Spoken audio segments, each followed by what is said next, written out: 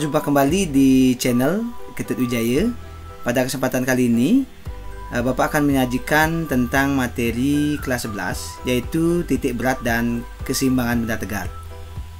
Nah, selanjutnya dukung channel ini dengan cara klik like, subscribe, dan bunyikan loncengnya untuk tetap mendapatkan video-video selanjutnya. Kita mulai dari titik berat. Titik berat itu adalah merupakan sebuah titik di mana berat keseluruhan benda terpusat pada titik tersebut. Nah, titik ini dapat berada dalam benda atau di sekitar benda itu sendiri.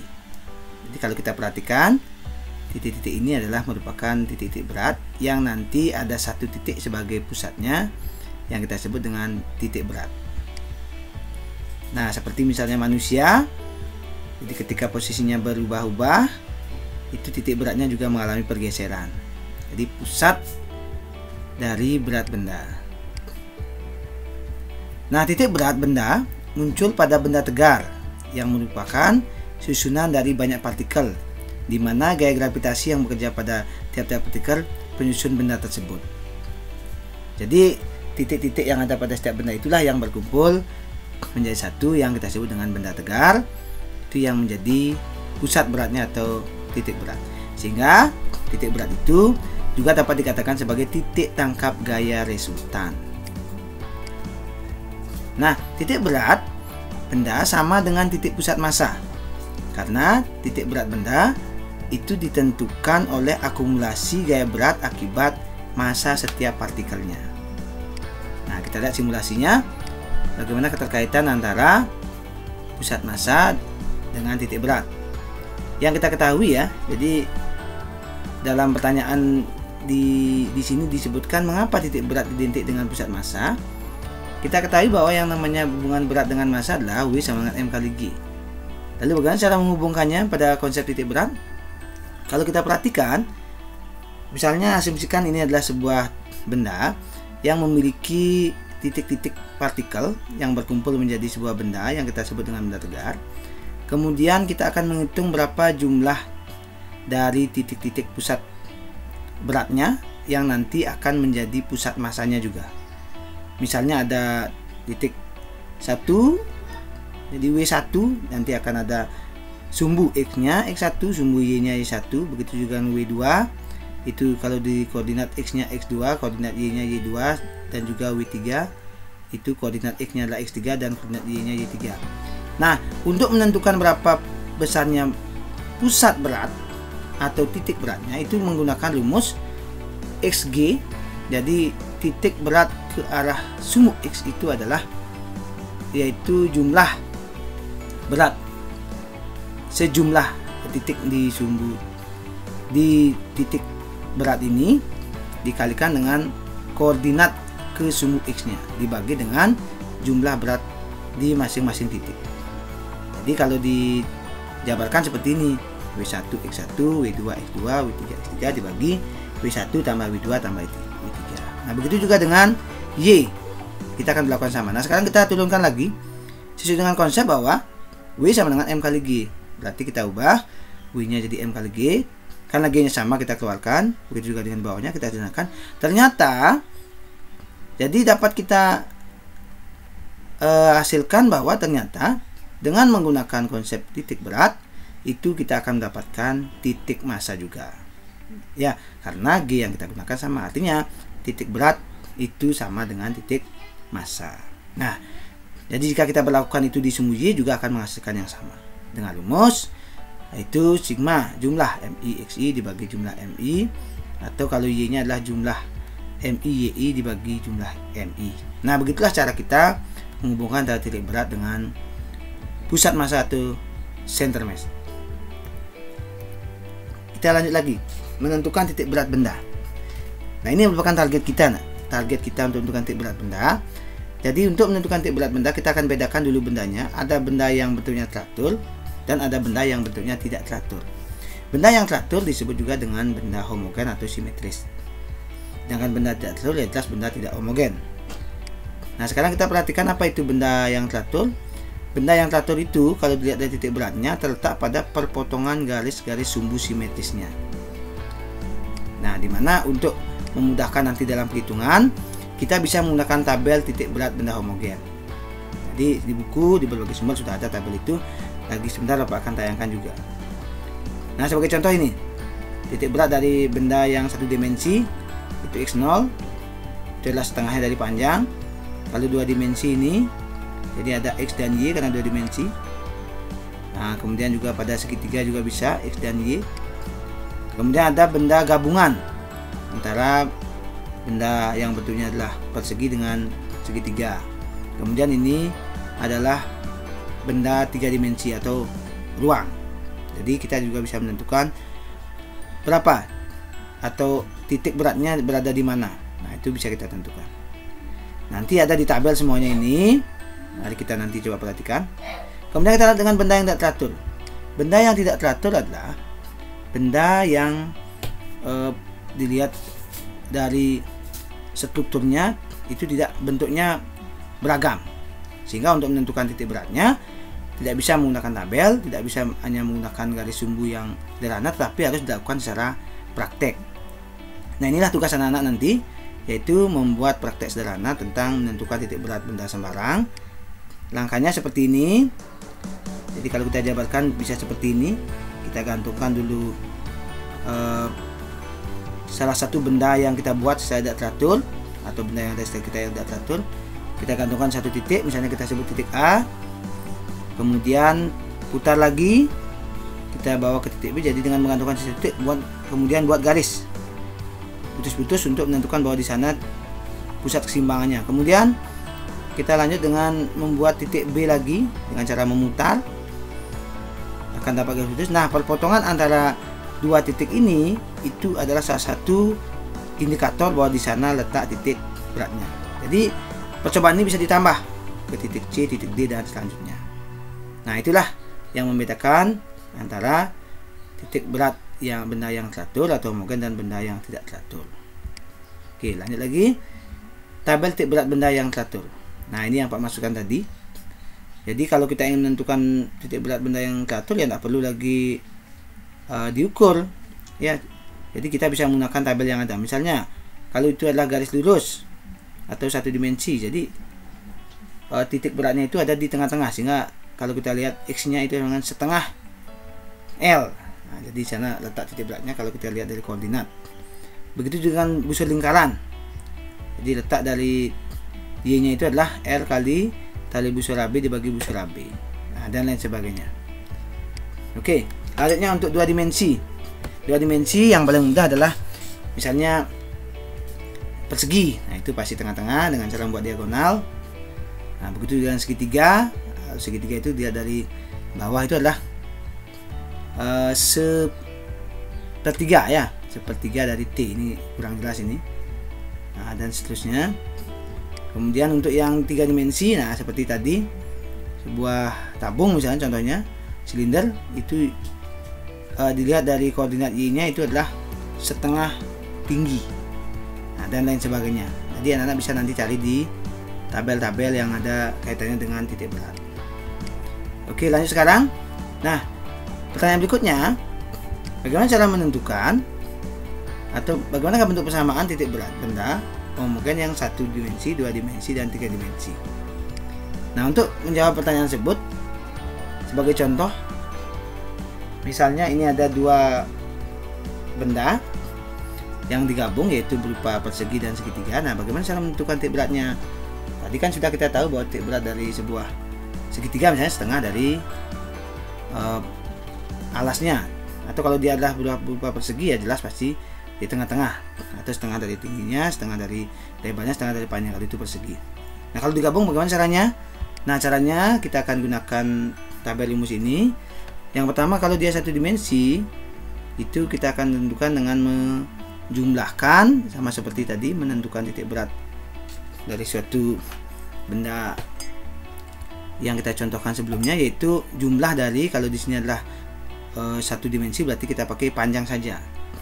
Jadi x0, L1 x1 tambah L2 x2 dan seterusnya ditambah dengan jumlah panjang. Begitu dengan y-nya, Yang penting koordinat ke sumbu Y. Jadi langkah yang harus kita tempuh untuk bisa menentukan titik berat, yang pertama harus tahu koordinat dulu. Jadi koordinatnya itu ditentukan dari titik 0 seperti pada matematika.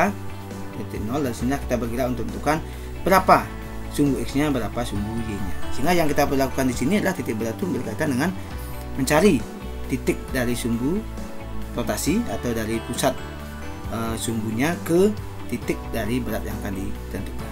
Itu dengan yang 2 dimensi. Nah, seperti ini. Jadi langkahnya kalau 2 dimensi, kalau tadi adalah 1 dimensi hanya panjang, kalau 2 dimensi adalah luas. Jadi cari luasnya masing-masing. Kemudian setiap bidang atau setiap ruang ini akan kita kalikan dengan jaraknya dari sumbu 0. Ya, dari titik 0 ini kita tentukan. Misalnya A2 atau A1. Kalau kita lihat dari posisi X-nya adalah 5, maka di sini pasti A1 kali 5 tambah A2 kali 5. Kebetulan di sini sama posisinya. Begitu dengan Y. Jadi Y masing-masing cari Y1 berapa, lihat dari titik 0, Y2 berapa titik 0. Nanti kita akan contohkan lagi sebentar. Kemudian 3 dimensi sama, tapi 3 dimensi kita pakai volume. Nah, inilah rumus dari jenis benda dilihat dari dimensinya. Oke, lagi. Nah, sekarang kita langsung ke contoh soal. Soal yang kita pakai adalah soal gabungan antara 2 buah persegi panjang. Tips untuk menyelesaikan soal ini adalah ada 4. Yang pertama, membagi bangun ke dalam beberapa bagian kecil. Ya, kita lihat coba langsung saja. Nah, seperti ini kita akan bagi jadi 2. Ada A1, A2. Bebas. Mau A1-nya di bawah, mau A2-nya di atas, atau sebaliknya, atau seperti contoh ini, silakan. Yang penting pembagiannya jelas. Kemudian langkah kedua, menghitung luas masing-masing daerah. Nah, jadi kita hitung nih. Cara menghitungnya kan jelas, karena ini persegi berarti panjang kali lebar. Kita lihat misalnya luas A1 panjangnya adalah 80, ini dari sini, lebarnya adalah 20 sehingga jadinya 1600. Begitu dengan A2. A2 sampai di sini di posisi kuning ini ya, yaitu panjang 40, lebarnya 20 sehingga jadi 800. Baik, langkah ketiga, menentukan koordinat X dan Y masing-masing bagian. Nah, kita coba. Jadi koordinat X dan Y dengan cara membuat garis putus-putus di antara diagonal. Kemudian kita cari titik X-nya di sini, Y-nya di sini. Kalau kita masukkan X-nya 10, Y-nya 40. Jadi X1 40 karena ini bidang 1 dan Y1 40. Sesuai dengan garis diagonal yang sudah kita buat. Kemudian A2. Kita buat yang sama. Ya, seperti ini. A2 perhatikan. Jadi A2 ini akan memiliki sumbu X yaitu 40 dan koordinat ke Y-nya adalah 10. Nah, seperti ini. Maka dengan mengetahui semua variabel-variabel yang akan kita gunakan untuk menentukan besar titik berat, baru ke langkah yang terakhir, yaitu menentukan total titik berat benda X0 Y0 dengan rumus titik berat gabungan benda 1, 2 dan 3 dimensi. Jadi ini kebetulan 2 dimensi. Berarti untuk langkah yang keempat kita akan gunakan rumus titik berat pada tabel sebelumnya untuk 2 benda yang 2 dimensi. Jadi kalau kita lihat 2 dimensi berarti luas. Karena di sini ada 2 benda, maka luasnya cukup A1 dengan A2. Jadi A1 kali A1 tambah A2 kali A2 tambah bagi A1 tambah A2. Kita masukkan nilai-nilainya. Nah, setelah kita masukkan dengan matematika, ternyata hasilnya adalah 20. Kemudian Y-nya adalah A1 Y1 tambah A2 Y2 ya, karena ketemu Y. Bagi A1 tambah 2. Kita masukkan nilainya. Setelah masukkan nilainya 1600 itu adalah miliknya dari 1, 40 itu adalah miliknya dari Y1, 800 A2, kemudian ini Y2 ya, Y2 maksudnya adalah 10. Nah, sehingga dibagi dengan luasnya, nah 700 bagi 800 sehingga dapatlah Y-nya adalah 30. Nah, jadi kalau kita buat simpulannya adalah titik berat dari gabungan 2 benda ini adalah X0 Y0 yaitu 20 30. 20 X0 nya, 30 Y0 nya. Kita masuk ke materi keseimbangan benda tegar. Materi ini salah satu kejadian atau contoh dalam kehidupan sehari adalah yaitu pada saat bermain jungkat-jungkit. Nah, ini anak-anak biasanya ketika TK itu kegiatan ini mungkin tidak pernah dilepaskan ya. Jadi pasti akan rindu dengan bermainan juga jukit, bahkan sekarang pun mungkin masih senang ya. Nah, sekarang kita akan masuk apa itu sebenarnya benda yang seimbang. Benda yang seimbang itu adalah jadi benda yang tidak mengalami percepatan linear itu dalam gerak translasi dan tidak mengalami percepatan sudut dalam gerak rotasi.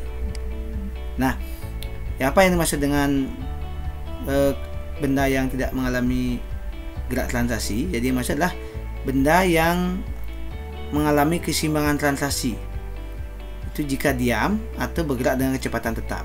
Nah, ini biasanya berlaku hukum 1 Newton.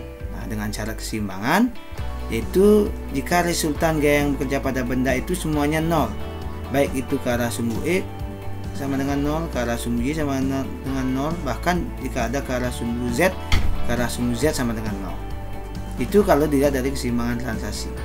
Kemudian yang kedua, syarat benda seimbang adalah mengalami keseimbangan rotasi. Nah, bagaimana yang dimaksud dengan keseimbangan rotasi? Keseimbangan rotasi itu jika benda tersebut tidak berputar atau berputar dengan kecepatan tetap. Nah, syarat dari keseimbangan rotasi itu adalah berlakunya konsep torsi, yaitu sigma tau sama dengan 0. Nah, sekarang kita lanjut lagi ke jenis-jenis keseimbangan. Nah, berdasarkan posisi titik berat dan juga berdasarkan gerak benda, jadi keseimbangan itu ada kita bedakan jadi dua secara umum. Jadi ada berdasarkan titik berat, ada berdasarkan gerak benda. Kalau berdasarkan titik berat kita akan pilih menjadi 3. Ada yang disebut dengan keseimbangan stabil, keseimbangan labil, dan keseimbangan netral. Keseimbangan stabil atau keseimbangan mantap itu adalah keseimbangan di mana benda mampu untuk kembali ke posisi semula saat benda diberi gangguan. Ya. Nah, misalnya contohnya adalah ini. Ya, ini contohnya. Jadi ketika kita misalnya bermain dengan menggunakan kelereng di dalam sebuah cawan, nah maka kalau kita lepaskan kelereng itu akan bergoyang hanya di sekitaran cawan itu, di sekitaran mangkoknya. Jadi artinya kelereng ini akan kembali ke posisi semula sampai dia berhenti. Jika cawannya misalnya ya dengan gesekan, kalau tanpa gesekan otomatis ini tidak akan pernah berhenti. Yang penting posisi dari benda ini akan kembali pasti ke posisi semula. Kemudian yang kedua, keseimbangan labil. Keseimbangan labil itu jadi jika benda tidak bisa kembali ke posisi semula saat gangguan pada benda dihilangkan. Nah, misalnya di sini ada kelereng yang ada di atas bola, di atas permukaan bola ini ada kelereng. Seandainya kita goyangkan bola ini, kelereng ini pasti akan jatuh. Otomatis kelereng ini tidak pernah akan kembali ke posisi semula. Itu yang disebut dengan keseimbangan labil. Nah, keseimbangan labil ini disebut dengan keseimbangan goyah. Nah, itu yang sebenarnya kalau kita kaitkan dengan kehidupan sehari-hari, masa-masa anak-anak inilah yang disebut dengan masa labil. Jadi masa mencari jati diri. Nah, jadi jika kita lihat dari fisika ya memang begitulah keadaannya jika tidak berhasil mengendalikan kelabilan itu, mungkin tidak akan kembali ke posisi semula. Ya. Jadi artinya bisa lepas kontrol. Untuk itulah maka harus dikontrol dulu kelabilannya. Oke, kita lihat lagi. Keseimbangan netral itu adalah jika terjadi pada benda yang mendapat gangguan di mana pusat gravitasinya titik O-nya itu pada benda tidak naik atau tidak turun. Nah, contohnya misalnya seperti kelereng yang digelindingkan ya. Jadi kelereng yang dimainkan dengan cara digelindingkan, itu posisi dari titik berat bendanya akan tetap, tidak akan berubah posisi. Baik, itu dari jenis timbangan dilihat dari posisi titik beratnya. Sekarang berdasarkan gerak benda, timbangan ada dua, ada statis atau diam dan ada dinamis atau bergerak. Nah, bagaimana bekerja timbangan statis? Ya, timbangan statis berarti bekerja pada benda yang diam, timbangan dinamis bekerja pada benda yang bergerak. Oke, lanjut lagi. Kita ke syarat keseimbangan benda. Jadi syarat keseimbangan benda kita akan lihat dari jenis bendanya. Jadi kalau kita perhatikan jenis benda ada dua, ada keseimbangan partikel atau benda dalam bentuk partikel, dan ada keseimbangan benda tegar atau benda yang tegar ya. Benda tegar itu berarti benda yang ukurannya diperhitungkan. Kalau partikel, benda yang ukurannya dianggap sebagai sebuah titik saja. Nah, kalau benda itu adalah sebuah partikel, hanya diperhitungkan titik saja, maka benda itu dianggap hanya mengalami satu gerak, yaitu gerak translasi bisa diam, bisa bergerak lurus. Nah, karena hanya molekula translasi berarti syarat keseimbangannya hanya berlaku keseimbangan translasi. Sebaliknya, kalau itu benda tegar, jadi keseimbangan benda tegar itu adalah keseimbangan benda yang bisa mengalami gerak translasi dan juga bisa mengalami gerak rotasi. Ya, jadi gerak translasi atau gerak lurus dan gerak rotasi atau gerak berputar.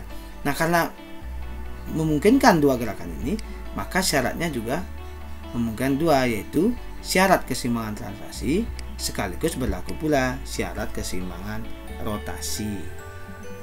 Baik, nah itu kira-kira anak-anak terkait dengan materi kita sampai pada keseimbangan benda tegar.